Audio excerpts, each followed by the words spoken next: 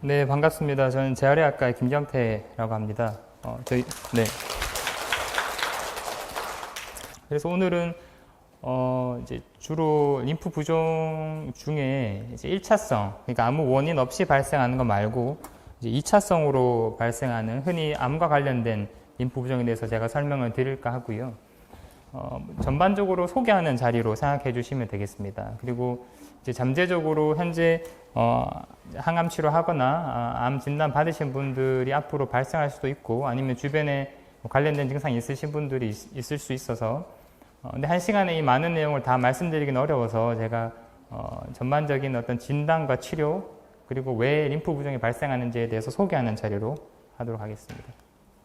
그래서 강의 순서는 다음과 같습니다. 이제 림프 부종이 무엇이냐, 그 중에서도 2차성 림프 부종이 어떻게 생기고 왜 생기냐 대해서 말씀드리고 림프 부종을 어떻게 진단하는지 그리고 치료와 관리를 어떻게 하는지 순서로 말씀드리겠습니다. 저희 그 몸에는 그 모세혈관이 있는 건 다들 아시죠? 팔이나 다리나 우리 몸 전체에 모세혈관이 퍼져 있는데 이 림프 순환계도 비슷합니다. 이제 혈관과 마찬가지로 온몸에 퍼져 있습니다. 특히나 그 중에서 부종과 관련돼서 중요한 것들은 왼쪽 그림에 있는 것처럼 겨드랑이 쪽, 그 다음에 사타구니에 있는 이제 림프절들인데요. 그 림프 순환계라는 건 저희 몸에서 이제 많은 기능이 있는데 그 중에 뭐 면역이나 방어 기능, 그리고 부종과 관련된 중요한 기능은 저희 체액을 유지하고 운반하는 기능이 있습니다. 그 외에도 장에서 이런 지방을 흡수해서 운반하는 기능도 있고요. 이 림프액이라는 것 자체가 이 단백질이 풍부한 성분이 있기 때문에 단백질 순환하는 데도 중요한 역할을 합니다. 근데 이걸 림프 순환계가 왜 암 환자한테 중요하냐?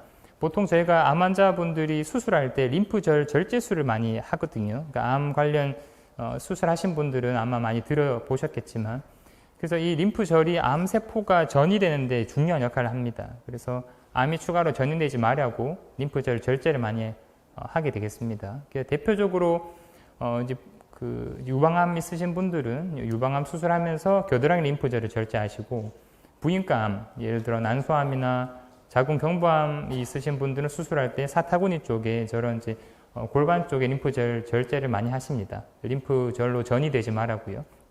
그래서 암 치료를 위해서는 필수적인데 그것 때문에 림프절이 절제돼서 사실 부종이 발생하는 겁니다. 그래서 어쩔 수 없이 피할 수 없이 발생하는 게 림프 부종이라고 할 수가 있겠습니다. 네.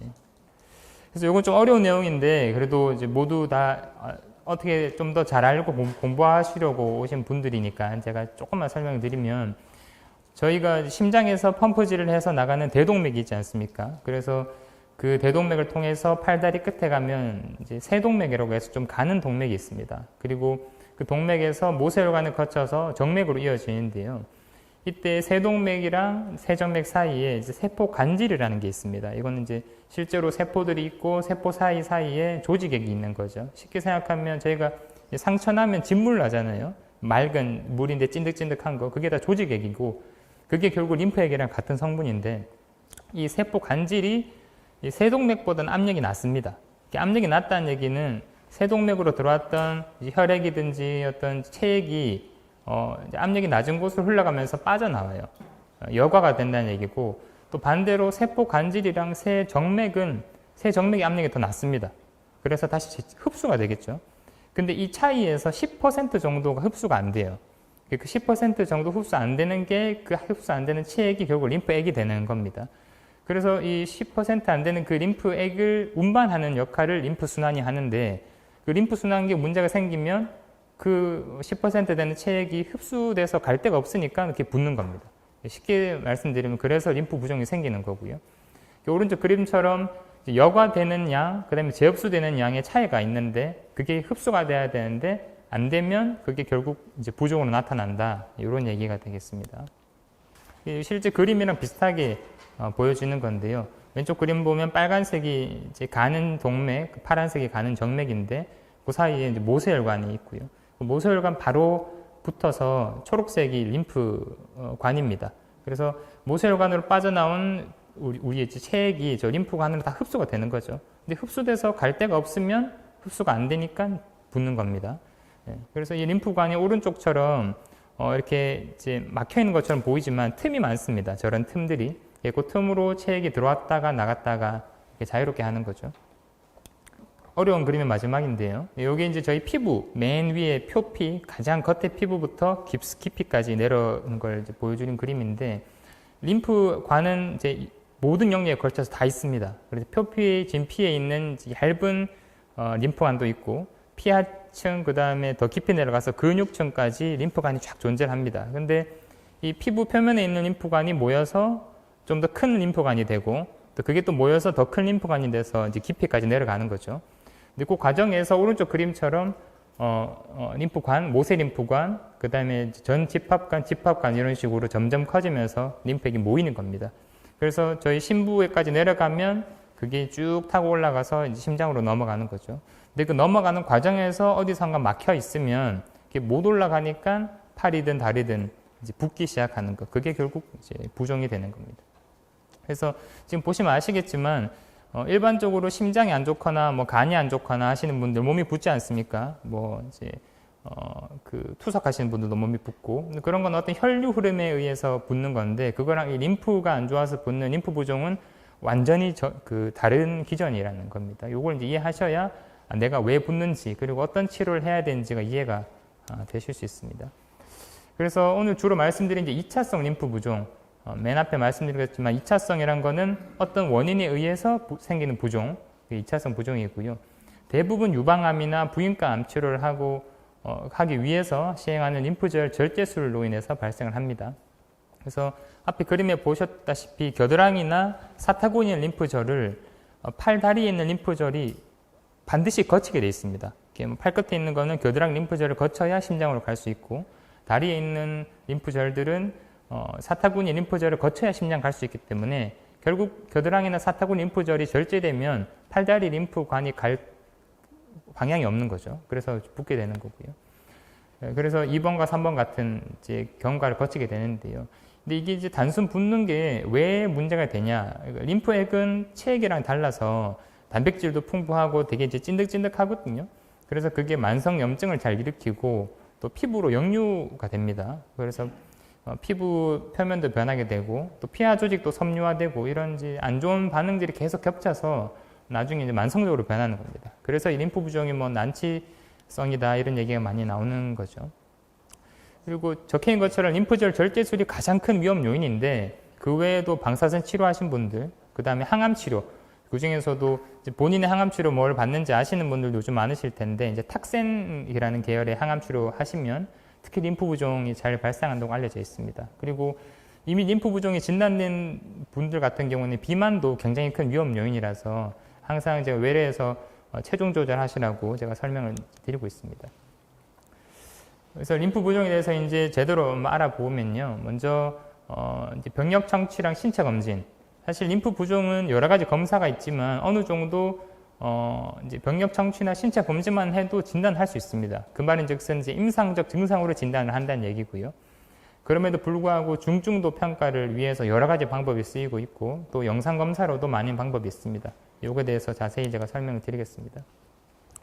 그래서 병력 청취랑 신체 검진 먼저 말씀드리면 당연히 암으로 인해서 발생한 림프 부종이기 때문에 어떤 암이 있으셨는지 그리고 암이 종류나 위치가 어딘지 그리고 수술을 하셨다면 림프절을 얼마나 절제하셨는지 보통 요즘에는 이제 그 건강에 많이 관심이 있으셔서 내가 림프절 몇 개 중에 몇 개 절제했다 이런 걸 아시는 분도 꽤 있더라고요. 그래서 당연히 림프절을 전 절제를 하면 림프 부종 발생 확률이 높아집니다. 그리고 일부만 절제하면 좀 가능성이 낮아지겠죠. 근데 유방암 같은 경우에는 저희가 감시 림프절이라고 하지 않습니까? 근데 감시 림프절 검사만 해도 부종이 생기는 분들이 있습니다, 있기는. 그래서 하지만 림프절 절제 범위가 굉장히 큰 위험 요인이라는 거고요. 방사선 치료나 항암 치료 했는지 이런 것도 중요하고 그 외에도 뭐 다른 질환이 있는지 뭐 감별해야겠죠. 예를 들어 이제 저희 병원 같으면 다른 과 입원하신 분들이 부종이 생기면 처음 먼저 검사하는 게 이제 혈류 순환에 문제가 없는지 그래서 혈관 CT를 찍거나 초음파를 먼저 하시는데 그런 문제가 있으면 사실 림프 부종보다 더 중요한 문제라서 그런 혈관 문제가 없는 거를 먼저 판별하고 저한테 협진을 주시는 경우가 많습니다. 그리고 또 중요한 거는 부종이 언제부터 생겼는지 그리고 어떤 양상인지 예를 들어 뭐 하지 부종이라면 무릎 주변만 부으신지 종아리만 붓는지 이런 것도 중요하고요. 이제 유방암 있으신 분들은 유방암 수술하시면 어깨 통증 많이 생기거든요. 50견이랑. 그런 게 같이 동반이 됐는지 이런 것도 자세히 살펴봐야겠습니다. 그리고 다음 필요한 게 이제 부종이 얼마나 심한지를 봐야 되겠죠. 이게 중증도 평가인데 저희가 실제로 많이 하는 방법은 사실 메뉴에 있는 이제 줄자 둘레 측정법입니다. 근데 보면 왼쪽처럼 정말 수기로 측정하는 방법도 있고요.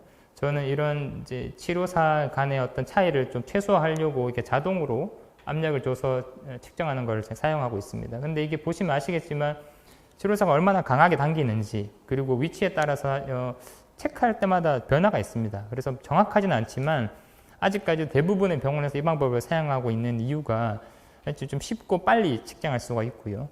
또 뭐 그런 여러 가지 이유가 있습니다. 근데 이제 두 번째는 또 수조 부피 측정법이라고 해서 보시는 것처럼 이제 물이 담긴 이런 상자에 팔이나 다리를 넣는 거죠. 그러면 넘쳐나는 물의 양만큼 부피를 측정할 수가 있습니다. 이게 실제 부어있는 부피를 전체를 측정할 수 있어서 좋은 방법인데 사실 손이 너무 많이 가고 감염 위험 이런 게 있어서 요즘 거의 사용되지는 않고요. 그 다음에 좀 정확한 방법이 이게 적외선으로 그림처럼 팔을 뻗고 있으면 기계가 들어갔다 나왔다 하면서 적외선으로 부피를 측정해 주는 거. 굉장히 이제 정확한 편인데 사실 이게 기계 값도 있고 공간도 필요하고 또 여러 가지 문제도 있습니다. 또 이렇게 서 있어서 이제 측정을 해야 되고 이런 문제 있어서 그래도 이제 쓰는 병원들은 몇몇 병원이 있습니다. 이것도. 그리고 요즘에 또 많이 사용하는 게 저희도 하고 있지만 그 쉽게 생각하시면 인바디, 체성분 측정하는 거. 사실 인바디가 이제 헬스장 같은 데 많이 있기 때문에 되게 친숙한 기계인데 그 기전은 굉장히 복잡하고 자세한 검사를 할 수 있거든요. 그래서 이 저희 몸의 이제 저항, 피부의 저항 정도를 판단해서 수분량을 측정하는 거죠. 그래서 여기 보면 이분은 이제 유방암으로 왼쪽 팔이 부으시는 분인데 보면 이제 세포 외 수분, 이 저희 조직액이라는 게 세포에 있는 거 말고 다른 수분이니까요. 세포에 수분이 얼마나 있는지 또 밑에 보면 그 부위별 실제 체수분이 얼마나 있는지 보면 왼팔이 훨씬 많은 걸 보실 수 있죠. 이거는 이제 임피던스라고 해서 저항이 얼마나 낮은지 이런 걸 다 볼 수 있어서 저는 저한테 오시는 분들을 이제 처음에 오실 때 항상 체크를 하는데요. 이거를 보면 실제 부은 양이랑 굉장히 밀접한 관계가 있습니다. 이 외에도 많은 정보를 주고 있어서 저는 이걸 측정을 하고 있고요. 그 다음 저희가 필수적으로 하는 검사, 이제 림프 신티그래피라는 게 있습니다. 여기서 보는 영상 검사인데요. 이게 굉장히 중요한 검사라서 제가 설명을 한번 드리겠습니다. 이제 림프 신티그래피라는 거는 핵의학 검사인데요. 뭐 핵의학 검사라고 해서 좀 위험해 보이지만 전혀 위험하진 않고 제가 발가락이나 그 손가락 사이에 그 이제 핵의학 물질을 주사를 하면요. 그게 시간이 지나면서 30분, 1시간, 2시간, 4시간 때 이제 촬영을 하는 겁니다. 그러면 그림처럼 왼쪽 사진은 이분이 그 오른쪽 팔이 부으시는 분이거든요. 보면 2시간, 4시간 될 때 오른쪽 팔에 팔꿈치 주변에 저렇게 까맣게 되는 게 보이시죠? 저기 목이랑 겨드랑이 쪽에 까만 동그라미는 정상적인 겁니다. 근데 오른쪽 팔꿈치에 저렇게 피부 쪽으로 쭉 역류되는 저런 게 이제 부종을 얼마나 심한지 나타내 주는 거고요. 이 왼쪽 그림은, 오른쪽 그림은 이제 다리 부으신 분인데, 이 왼쪽 다리 보면 피부로 역류를 하고 있는 게 잘 보이시죠? 이렇게. 오른쪽은 전혀 안 보이게 깔끔한데 왼쪽은 이렇게 피부로 역류하는 게 보이는 게 이분은 주로 무릎 아래 종아리 쪽에 많이 부으시는 분이구나. 그리고 보면 여기 오른쪽 다리에는 동그란 점들이 많은데 왼쪽은 전혀 없으시죠. 이분은 왼쪽에 사타구니 림프절을 다 절제하신 분입니다. 그래서 이렇게 안 보이는 겁니다. 이렇게 보면 이분이 어디에 어떤 수술을 했고 현재 순환이 얼마나 안 좋은지를 알 수가 있습니다. 그래서 저희가 필수적으로 하는 검사고요. 그 다음에 MRI나 CT도 촬영할 수 있습니다. 저도 제가 연구했던 것 중에 하나인데 보시면 아까 제가 림프 부종이 계속 지속되면 이 피하 지방도 변성이 되고 섬유화된다고 말씀드렸는데 요분은 여기 다리입니다. 다리. 허벅지 쪽이 다리인데 오른쪽 다리, 왼쪽 다리입니다. 근데 이제 오른쪽 다리 보면 이 피부도 하얗게 두꺼워져 있고 여기 근육과 피부 사이에 피하 지방층이 하얗게 이렇게 변화되어 있는 거 보실 수 있죠. 그물처럼. 이다 피하 지방이 변성된 겁니다. 그래서 이렇게 변성이 많이 이루어지면 사실 치료에 반응이 안 좋기 때문에 이런 것도 저희가 체크를 하고 있습니다. 초음파도 저희가 측정해서 볼 수 있고요. 근데 초음파는 너무 작은 부위만 측정할 수 있어서 많이 쓰이고 있지는 않고요. 그 다음에 오늘 저희 주제가 림프 부종의 최신 치료 이런 내용이 있어서 가장 최근에 도입되고 있는 방법인데요. 이 이제 근적외선을 이제 쪼여서 실제로 이 실시간으로 보는 겁니다. 실시간으로. 똑같이 이제 인도시아닌 그린이라는 이런 주사를 이제 손가락 사이나 발가락 사이에 주사를 해서 시간의 지남에 따라 놔두면 이게 근적외선 빔을 쏘이면 이렇게 림프액이 흘러가는 게 다 보입니다. 실시간으로. 이분은 지금 피부 역류도 되어 있는 게 보이고요. 네, 이런 지금 요 검사법이죠. 이런 게 도입되고 있고 실제로 마사지 치료, 림프 마사지 치료할 때 이거 같이 사용하는 방법이 있어서 뒤에 영상으로 제가 잘 보여드리겠습니다.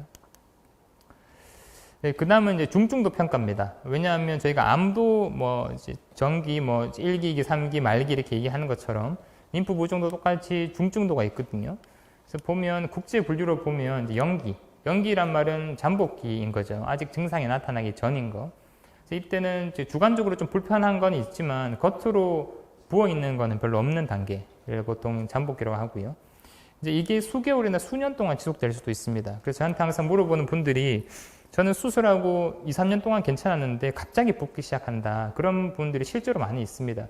그런 경우는 이제 림프 부종의 특성 자체가 이제 만성 염증이 계속 안에 가지고 있다가 그게 부종으로 나타나는 경우가 있기 때문에 수년 동안 증상이 없으실 수 있습니다.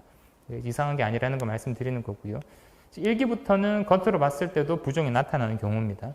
그래서 이게 이제 단백질이 아까 풍부하다고 말씀드렸는데 그 림프액이 팔이나 다리에 축적이 되면 부종이 되는 거고 함유 부종이라고 해서 제가 누르면 쑥 들어갔다가 잘 안 나오는 것 그런 부종이 나타나기 시작하는 겁니다. 근데 이 1기 때는 이제 다리나 팔을 올려놓기만 해도 빠져요. 그래서 저는 다리 저녁에는 많이 붓는데 다리 올려놓고 자고 일어나면 다 빠집니다. 그런 분은 아직 1기니까 아직 초기니까 이제 다행인 상태고 치료를 적극적으로 하면 더 심해지는 걸 막을 수 있는 상태가 되겠죠. 2기부터는 이제 정말 적극적으로 치료를 해야 되는 시기인데요. 이때는 사실 올려놓기만 해도 잘 빠지지 않습니다. 그래서 적극적인 림프 부종 치료를 해야 되는 거고 그때부터는 좀 더 진행되면 피부 경화가 나타나기 시작합니다. 피부가 딱딱해지거나 단단해지거나 이런 변화가 생기는데 그게 어떻게 보면 피하 지방이 이제 변성되는 거죠. 그래서 점차 이제 돌아올 수 없는 비가역적인 상태가 되기 때문에 반드시 치료를 해줘야 되고요. 3기로 지나가면 많이 진행된 상태인데요. 이때는 피부 변성도 명확해지고 여기 오른쪽 그림처럼 이렇게 뭐 실제로 코끼리 다리라고 병명이 있는 것처럼 크게 변하는 분이 있습니다. 이 그림이 이렇게 좀 무시무시하게 그려져 있지만 실제 더 심합니다. 네, 이거보다. 요즘은 그 림프 부종 관련된 그 어떤 홍보가 많이 돼서 한 2기 아니면 1기 상태에서 많이 오시더라고요, 주로. 3기까지 진행된 분은 요즘엔 별로 없는 것 같습니다. 다음에 이제 치료 및 관리입니다. 사실 이게 핵심인데요. 제가 전반적인 것, 뭐 운동을 어떻게 해야 되는지, 그다음에 실제 어떻게 치료를 해야 되는지를 영상이랑 같이 잘 보여드리겠습니다. 그래서 이거 보시면 이제 유방암, 이제 예시는 유방암입니다. 하지만 이제 하지 부종도 거의 동일한 라고 보시면 되겠고요. 림프 부종이 발생하면 당연히 비수술적인 치료랑 수술적 치료가 있습니다. 이제 대부분 비수술적 치료를 하고 있고요. 약물 치료는 아직까지는 이제 연구 단계고 주로 비약물 치료, 그 중에서도 복합 림프 물질 치료라는 게 핵심이고요. 그 외에도 운동과 피부 관리도 매우 중요한 거라서 이걸 주로 설명드리고요. 최근에는 수술적 치료도 굉장히 많이 하고 있습니다. 그래서 이게 뭐 림프 부종 붓는 건데 무슨 수술을 할 수 있냐. 보면 예전에는 이 축소 수술이죠. 아까 말씀드린 것처럼 결국 림프 부종이 생기는 위치가 피하 지방층이기 때문에 너무 많이 부으신 분들은 지방 흡입을 하기도 하고요. 이거는 사실 그냥 있는 지방을 빼는 것밖에 안 되기 때문에 요즘은 이 미세 수술, 그 림프관이랑 정맥을 연결해주는 수술을 많이 합니다. 이게 꽤 효과가 좋은 걸로 알려져 있고 저희 병원에서도 성형외과에서 하고 계시기 때문에 마지막에 간단히 소개를 해드리겠습니다. 그래서 이제 최근에 많이 정리가 잘 돼 있는 그런 연구들이 있어서 제가 표를 가지고 와봤습니다. 보시면 이제 복합 림프 부종 제거요법, 저희는 그냥 쉽게 말해서 복합 림프 물리치료라고 부르는데요. 이게 유방암 환자한테서 생기는 2차성 림프 부종일 때 접근하는 방법입니다. 보시면 이제 여기 뭐 페이즈 1, 페이즈 2라고 적혀 있는데요. 쉽게 말하면 이제 초기 치료, 그 다음에 후기 치료라고 나눌 수 있겠고요. 초기 치료는 입원하고 있을 때나 통원 치료, 그리고 병원에서 환자분들이 계속 진료를 오면서 치료하는 거고, 2기 치료는 홈케어입니다. 그러니까 환자분들이 진료 받다가 그 다음 진료하기 전까지 집에서 혼자 치료하는 치료, 이렇게 나눌 수가 있겠고요. 병원에서 하는 치료는 당연히 이제 도수, 뭐 림프 마사지라든가 핵심이 되는 압박 붕대법, 그다음에 운동, 피부 관리 이런 게 있겠고요. 홈케어는 스스로 이제 압박 붕대를 할 수도 있습니다. 그런 거나 뭐 압박 스타킹을 신는다든가, 그리고 셀프로 림프 마사지를 한다든가, 운동한다든가 이런 게 되겠습니다. 근데 이게 너무 복잡해서 좀 축약형으로 많이 나와 있습니다, 요즘에는. 이런 걸 좀 설명을 드리겠습니다. 보시면 여기 밑에 걸 좀 복잡해 보이지만 이해하기 쉽게 제가 색깔을 많이 표시를 해놨고요. 이제 A는 반드시 시행하라는 겁니다. B는 웬만하면 시행하는 게 좋다라는 거고, 이제 BP는 뭐 모범 사례인데 뭐 이제 교육이 잘 되는 병원에서는 이런 걸 하면 좋다, 이 정도겠습니다. 그러니까 결국 A는 반드시 해야 된다는 거죠. 보면 아까 림프 부종의 기수에서 잠복기 초기 1기 단계에서는 이제 좀 복합 림프 치료, 결국 운동, 그리고 셀프 림프 마사지, 이제 교육은 뭐 어떻게 하는 게 피하는 게 좋다, 뭐 관리를 어떻게 하라는 거죠. 그런 게 림프 부종 1기에서도 필수적으로 하라고 돼 있거든요. 그러니까 저한테 가장 많이 물어보시는 게 어쩌면 팔다리 붓는데 운동해도 됩니까? 많이 물어보시는데 운동 필수입니다. 근데 운동의 강도나 빈도 같은 거는 이제 맞춤형으로 제공을 해 드려야겠죠. 그리고 이제 2, 3기 어떤 복합 림프 물리치료의 핵심이 되는 2, 3기 때는 이때도 이제 병원 차원에서 할 때는 여기서도 운동이 필수죠. 그리고 이제 도수 림프 배액법, 림프 마사지도 할 수 있겠고요. 이제 압박 봉대법이나 압박 의복을 입는 게 이게 가장 필요한 핵심 필요가 되겠습니다.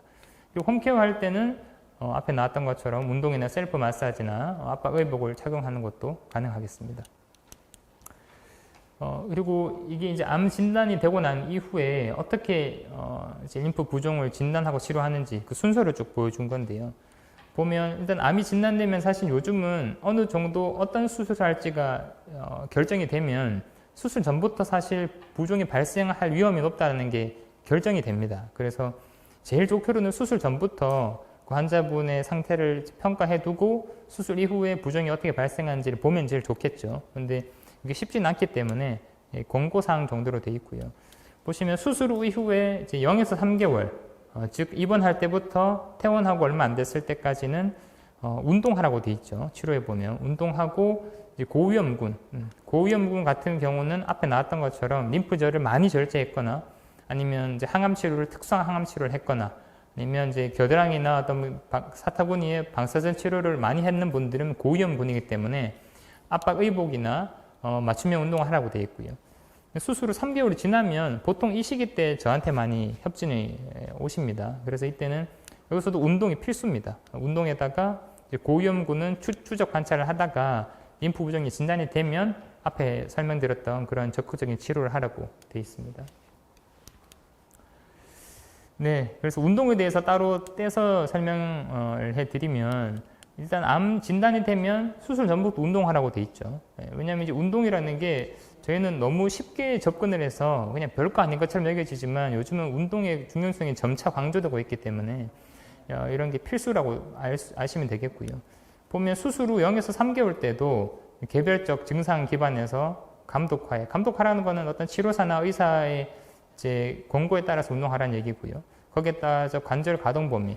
이 유방암 환자분들은 앞에 말씀드렸지만 이 겨드랑이 쪽 수술 많이 하기 때문에 이게 오십견이 굉장히 많이 생깁니다. 어깨 통증이랑.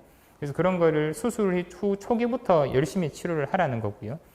유산소나 근력 운동하는 것도 필수겠고요. 수술 후 3개월이 지나면 이때부터는 점차 운동 강도도 좀 증가시키고 관절 범위도 이제 최대한 회복을 해야 되겠고요. 이런 수술 후 이후에도 운동을 꾸준히 해라라는 겁니다. 그러면 이제 어떤 운동을 해야 되냐? 사실 이건 정답은 없습니다. 정답은 없지만 그러면 운동 종류를 특정할 수 있냐? 그것도 쉽진 않죠. 그래서 저는 항상 말씀드리는 거, 물론 저뿐만 아니라 서울에 있는 여러 교수님들 말씀드리는 게 내가 좋아하는 운동을 일단 해보고 하고 난 뒤에 팔, 다리가 더 부으면 그런 운동은 피하라는 거죠. 그리고 나는 수영이나 뭐 하이킹을 해도 안 붙더라, 오히려 좀 빠지더라 하면 그런 운동을 적극적으로 하셔도 됩니다. 그래서 운동 종류가 정해진 게 아니라 본인한테 맞는 운동을 하라는 거죠. 근데 하지만 어느 정도는 소개된 것들이 이제 관절 운동을 많이 하면서 강도는 너무 강하지 않은 거, 뭐 에어로빅이나 요가나 뭐 점진적인 근력 운동, 아쿠아로빅 같은 거 많이 권해드리고 있습니다. 그래서 그 다음은 이제 피부 관리도 굉장히 중요합니다. 저희가 이제 가장 피해야 되는 거, 림프 부종 환자인데 가장 피해야 되는 게 오른쪽처럼 림프 감염입니다. 감염.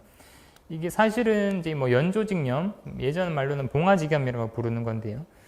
보면 이렇게 피부가 그냥 부어 있는 게 아니라 빨갛죠. 빨갛고 열도 나고, 그 다음에 항생제를 쓰지 않으면 점차 심해져서 전신 열감도 나는 이 림프 감염인데, 이 림프 감염이 한번 발생을 하면 이 부종이 확 진행해 버립니다. 그래서 어떻게든 림프 감염이 안 오도록 이제 예방을 해야 되는데, 그때 가장 중요한 게 피부 관리입니다. 그래서 보시면 이거 이제 이렇게 만약에 피부에 상처가 생기면 이 균이 들어오거나 뭐 감염될 확률이 높겠죠. 그러면 이제 그 균이 쭉 들어와서 심부에 있는 림프관까지 침범을 하게 되는 겁니다. 네.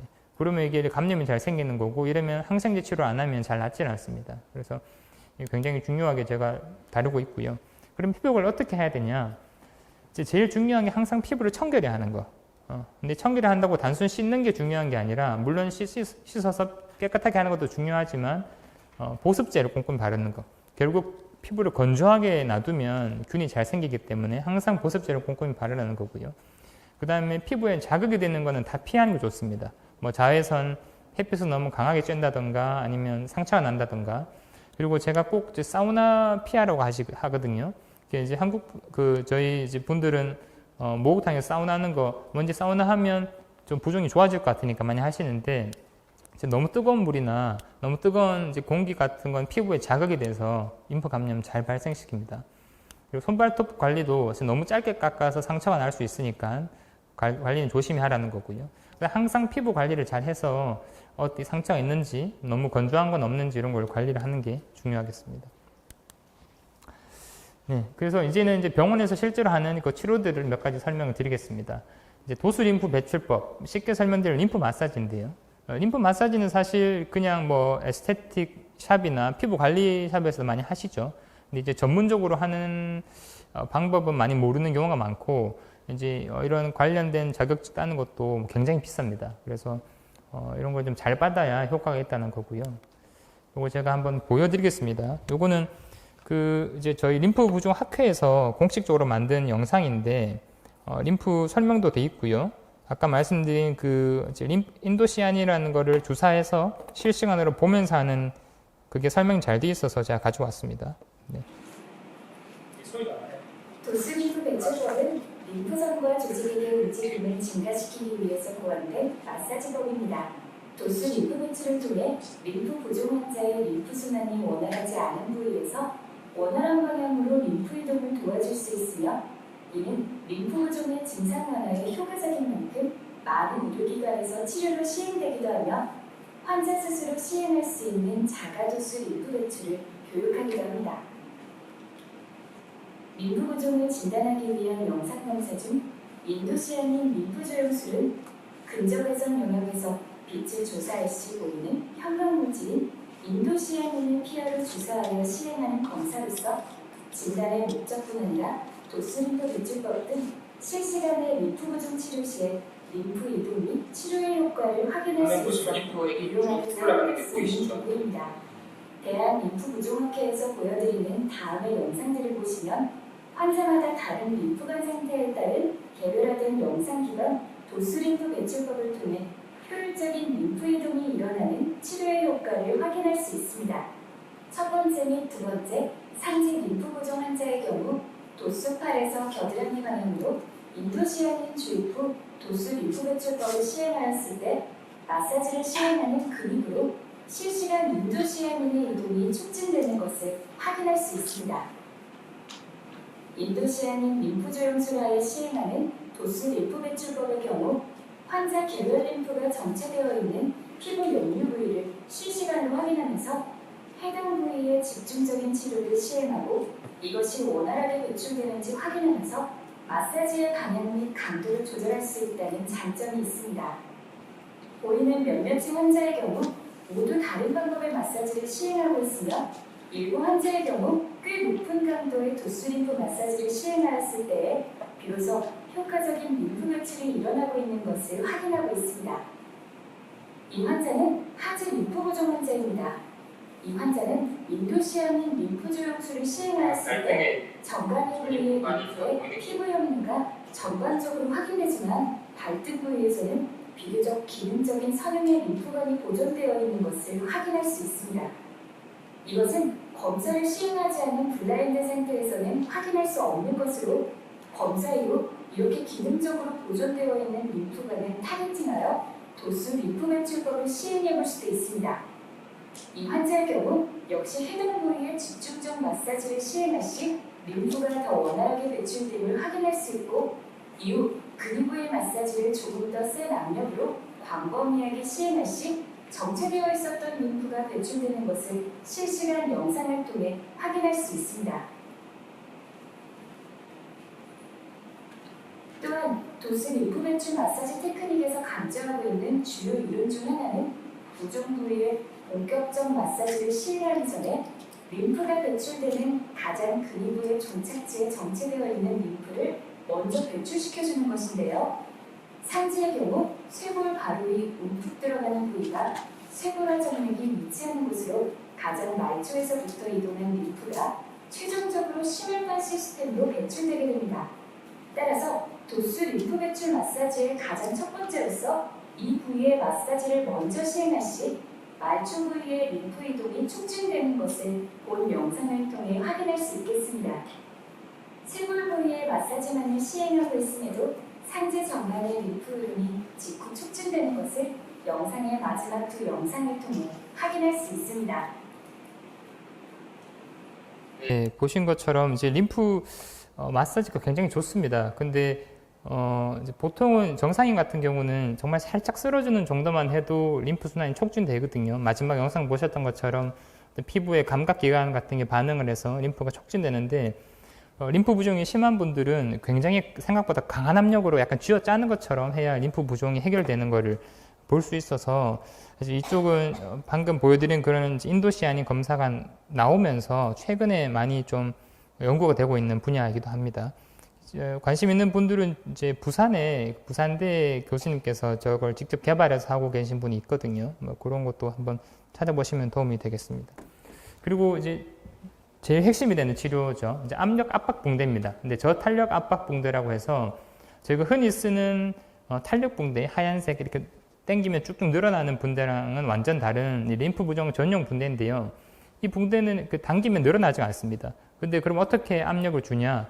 이 감는 이 촘촘한 정도랑 이제 감는 횟수, 몇 겹으로 감냐에 따라서 압력을 줘서 이 림프를 이제 압력을 줘서 이렇게 밀어 넣는 거죠. 그런 식으로 치료하는 건데 굉장히 뭔가 1차원적이고 옛날 치료 방법 같지만 여전히 이 압박 붕대법이 가장 효과가 좋은 걸로 알려져 있습니다. 그래서 다 감고 있는 거를 제가 사진 찍은 건데 왼쪽은 이제 그 하지분 그리고 오른쪽은 상지에 감은 것 이렇게 있고요. 뒤 영상을 제가 보여드릴 겁니다. 보면 발가락이나 손가락 붕대를 이렇게 먼저 감고 또 발등 붕대를 감고 그 다음에 이제 하나씩 쭉쭉 감아 올라가는 방식으로 시행을 하고요. 이 말초에서부터 이제 중심으로 갈 때 이제 꾸준한 압력을 줘서 이 부종을 치료하는 방법입니다. 그래서 뭐 이렇게 재료는 이런 게 사용이 됩니다. 뭐 붕대 오른쪽은 하지, 왼쪽은 상지 이렇게요. 네. 그래서 영상 실제로 보시면 더 이해가 쉬우실 거고요. 지금 사실 치료를 받고 계신 분이 있으면 확 와닿으실 텐데 이 중에는 부종 아직 있으신 분이 없어서 아마 이런 치료가 있다라는 정도만 보시면 되겠습니다. 네. 영상처럼 손가락이나 손등 붕대를 이렇게 감고요.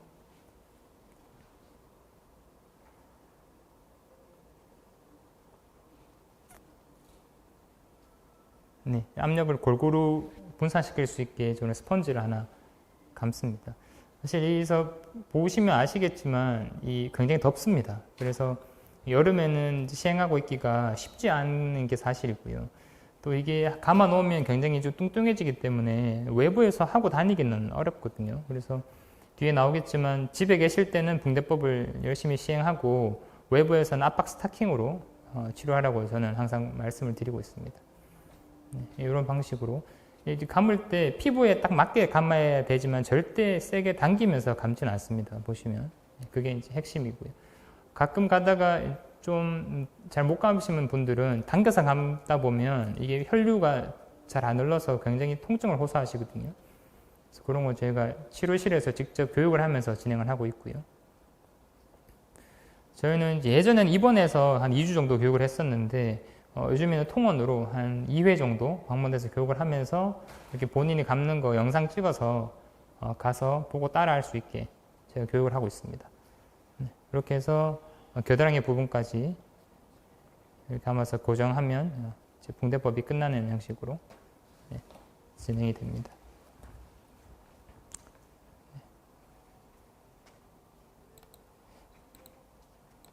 네, 다리도 한번 보여드릴게요. 네. 사실 다리가 혼자서 감기 훨씬 좀 어렵습니다. 그래서 뭐 보호자분들이 좀 감아주시거나 그런 방법을 쓰는데 또 대부분 이런 부인과암이나 유방암 발생하는 분들이 물론 요즘에는 연령도 많이 낮아졌지만 고령인 분들은 허리 통증이나 이런 것 때문에 혼자서 감기가 쉽지 않습니다. 그래서 뒤에 나오지만 이런 붕대법 말고 좀 다른 방법으로 대체로 할 수 있는 그런 압박 의복들이 많이 나와서 요즘엔 그런 것도 적극적으로 사용하고 있습니다. 마찬가지로 이렇게 발등과 발가락 붕대를 감고요. 이렇게 스펀지를 쭉쭉 감아주고요.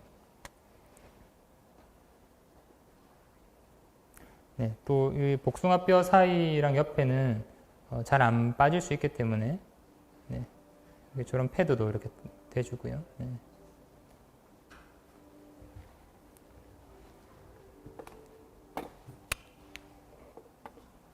네, 비슷한 방식으로 이렇게 쭉쭉 감아 올라가면 되겠습니다. 네. 다리가 사용되는 붕대 양도 훨씬 많고요. 또 뚱뚱해지고 감아 놔도 걸어 다니다 보면 좀 흘러내립니다. 이런 다양한 제한점이 있는데 사실 앞에서도 여러 번 설명드렸지만 이제 림프절이 절제돼서 생기는 어쩔 수 없는 구조적인 문제이기 때문에 사실 외부에서 이런 압력을 주지 않으면 부종을 빼기가 쉽지 않은 게 사실입니다. 네. 그리고 그거 말고도 이제 요즘 집에서 사용하시는 분들 꽤 있습니다. 공기압박법이라고 해서 요즘은 많이 나와 있죠. 이렇게 공기압을 줘서 다리 압력을 주는 이런 것도 많이 사용하고 있고요. 아까 저게 제가 말씀드렸던 건데 이거는 붕대가 아닙니다. 그냥 이제 스타킹 같이 그냥 신는 건데 신고 난 뒤 이후에 이렇게 눈금 있는 거를 당기면 벨크로로 돼 있어서 당겨서 압력을 조절하면 됩니다. 그리고 안쪽에는 이런 좀 모비덤이라는 특수 패드가 이렇게 있어서 엠보싱처럼 이게 압력을 줘서 부종을 빼는 거죠. 이게 굉장히 간편하고 많이 사용되고 있고요. 효과는 붕대보다는 좀 떨어지지만 스타킹보다는 좀 낫습니다. 그래서 최근에 많이 처방하고 있습니다. 하지용도 이렇게 나와 있고요. 스타킹 가장 많이 이제 사용하시는 거고 요즘은 일반적으로 외과에서나 뭐 수술하시는 과에서 바로 처방 내시는 경우도 꽤 있더라고요. 회사도 굉장히 많고 본인에 맞는 스타킹, 뭐 어떤 경우는 발등부터 있는 것도 있고 발목부터 있는 것도 있고요. 이제 팬트 스타킹처럼 위까지 다 신으시는 분도 이렇게 다양하게 나와 있습니다.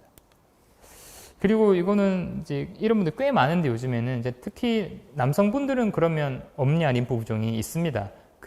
뭐 고환암이나 아니면 뭐 방광암 같은 것 때문에 림프절 절제술을 하기 때문에 그러면 특히나 다리도 물론 붓죠. 그럼 다리 붓는 분은 앞쪽으로 치료를 하면 되지만 이 회음부 부종이 꽤 많으세요.